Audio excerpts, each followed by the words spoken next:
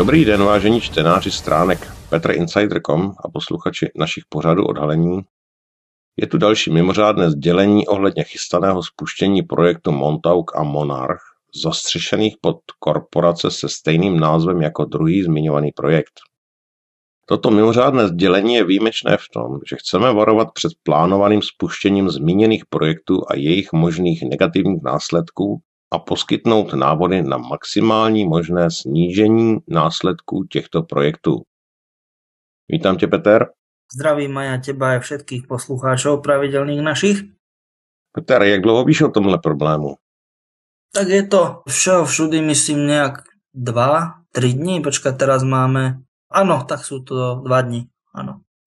Řekl bys něco o těch projektech Montauk a Monarch a jak jsou propojení?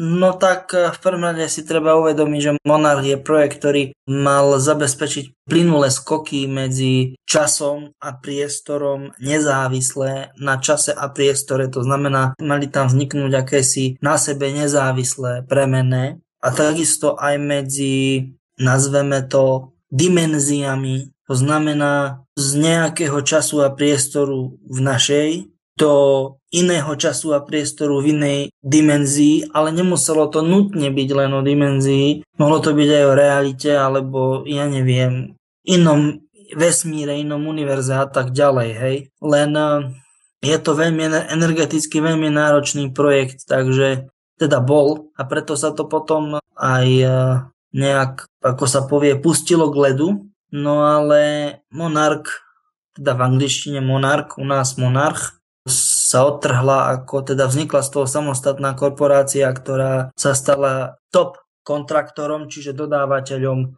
vysoko sofistikovaných, čiže špeciálnych a pokrokových technológií pre americké ministerstvo obrany.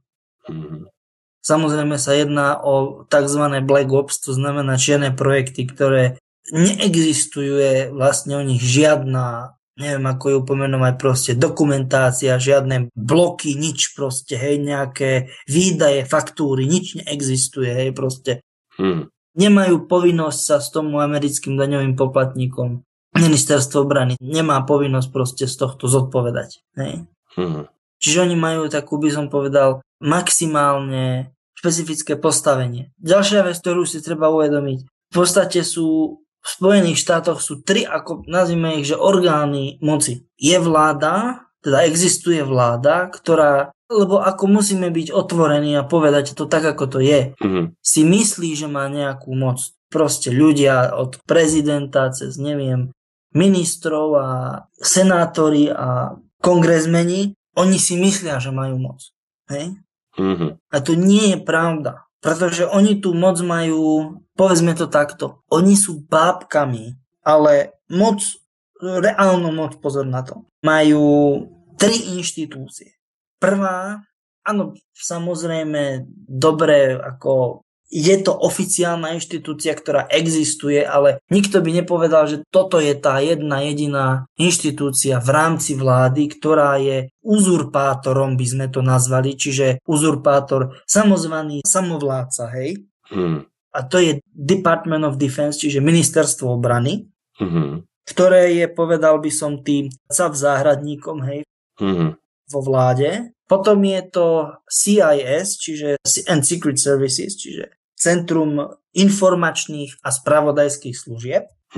No a potom samozrejme je organizácia, hej, maximálne tajná a vie sa, že existuje a ani nikto nevie, kde má nejaké sídlo a koľko tam pracuje ľudí dokopy jedno s druhým. Vie sa len, že má proste, keby sme to zobrali len spomedzi, teda, lebo spolupracuje aj s ministerstvom obrany. Ja neviem, je to nejakých 200, necelých 300 ľudí tam pracuje, alebo koľko oficiálne a majú vyše tretiny rozpočtu celého ministerstva obrany. Hej. Aj keď oficiálne majú vlastnú rozpočtovú položku a je to DARPA. Hej. Defense Advanced Research Project Agency, čiže agentúra pre špecifický, respektíve pre špecifický vývoj a výskum vojenských a obranných technológií, tak by sme to mohli preložiť. Hej? A táto fakt zvláštna organizácia DARPA, má akýsi zvláštny patronát pod jedným aj druhým, to znamená Centrom tajných služieb aj ministerstvom obrany. A ona proste akože oficiálne, že dobre, že my sme tu tí, ktorí riešia tieto Black Ops project, teda ako projekty takzvané bez bločku. Hej, proste, že vie sa, že niečo také existuje, ale nikto nevie kto, kde, čo, ako, prečo, na čo, za čo, kedy, s kým. Hej, že kedy sa to realizovalo a tak.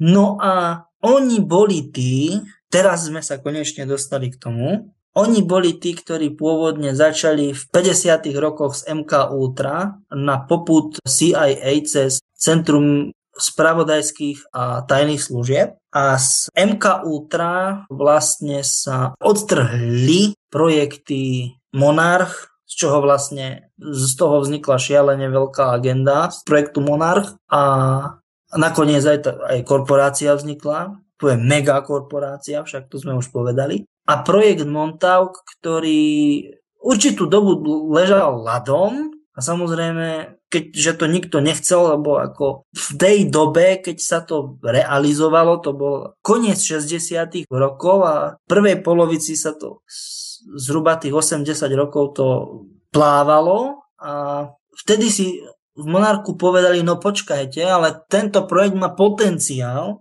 Oni ho znovu oživili v druhej polke 70. rokov a odvtedy sú tie novoanglické zločiny a tak ďalej a tak ďalej. Nové Anglicko, to je tam ako je Boston, Washington, New York a proste New Jersey a tieto oblasti.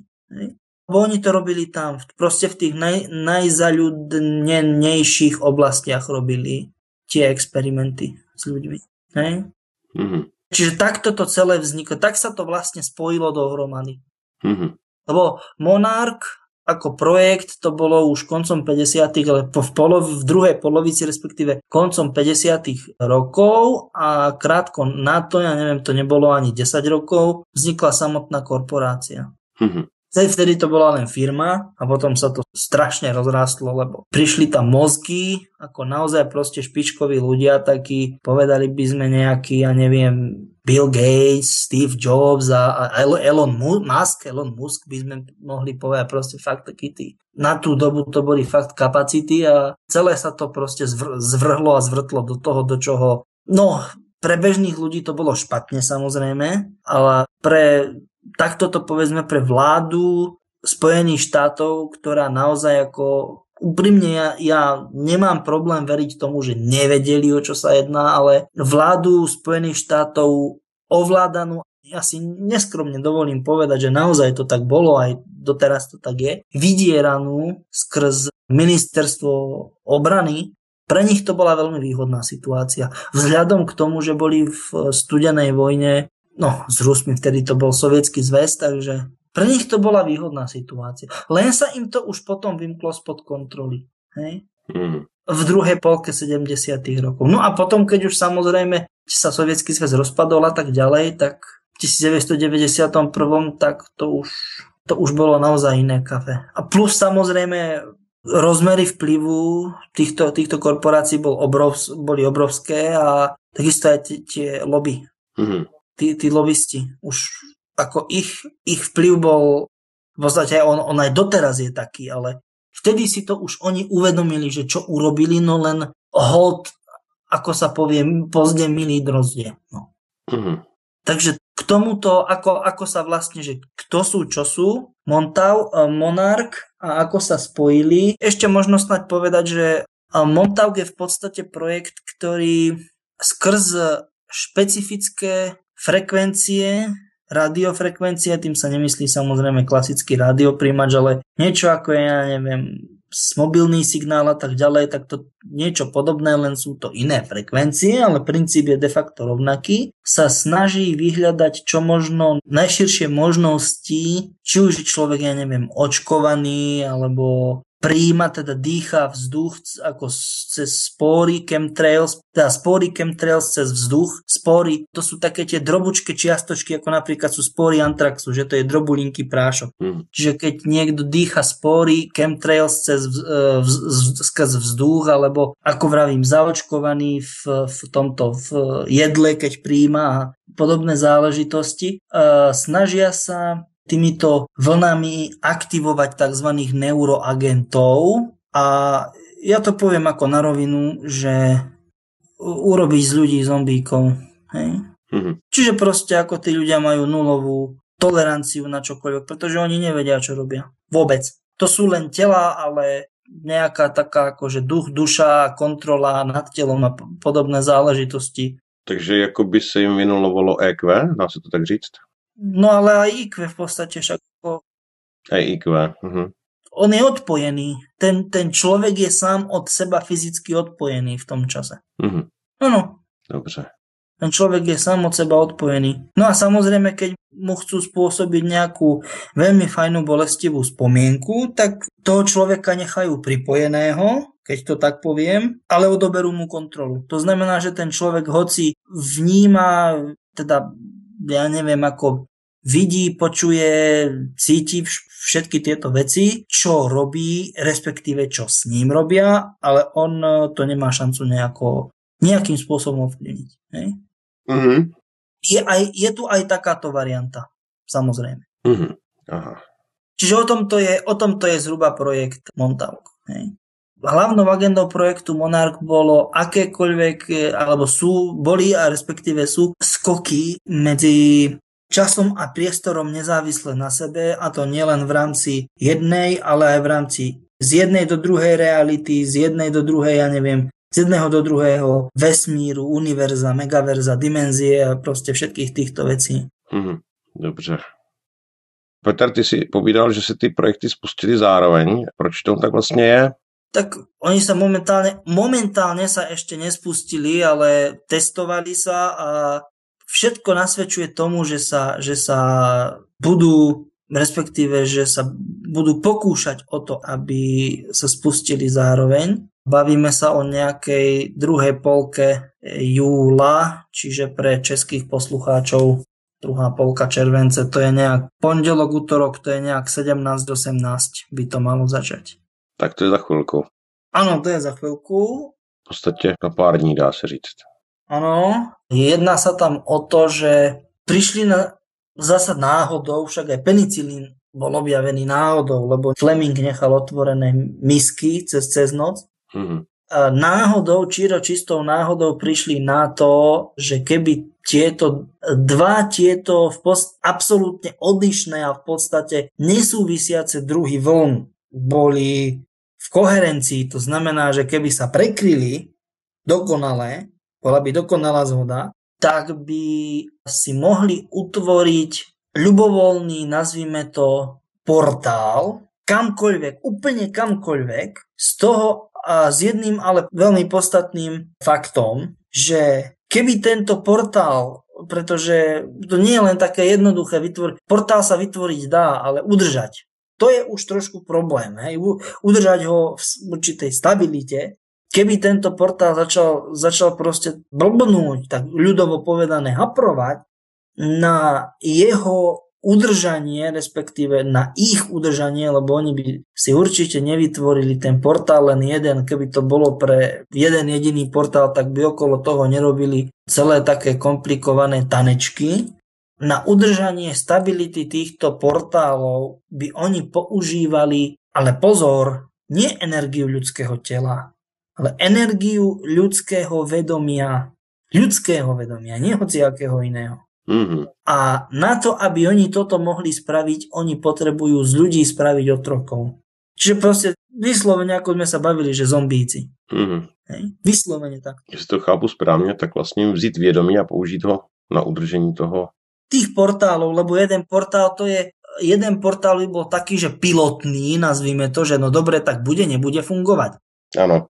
To by bolo ako jedna možnosť by to bola. A potom, keby sa to ukázalo, ja neviem, na 1, 2, 3, tak by si povedali akože dobre, že prečo by nie, a išli by masovo na to. A to už by boli desiatky, stovky, možno tisíce takých portálov. A na to by oni potrebovali strašne veľký počet ľudí, respektíve nadkritické množstvo, teda hybridov s nadkritickým množstvom ľudského DNA, hybridov a crossbreedov, ktorých by oni fyzicky potrebovali, teda takto, potrebovali ich vedomie odpojiť od ich fyzických tiel, aby energiu ich vedomia mohli používať na túto stabilizáciu. Inak povedané, to už by bol ale že absolútne reálne Matrix. Úplne akože bez okolku, povedzme to tak, ako to je. Ano. To by bol Matrix. Konec první části. Odhalení mimořádného sdělení.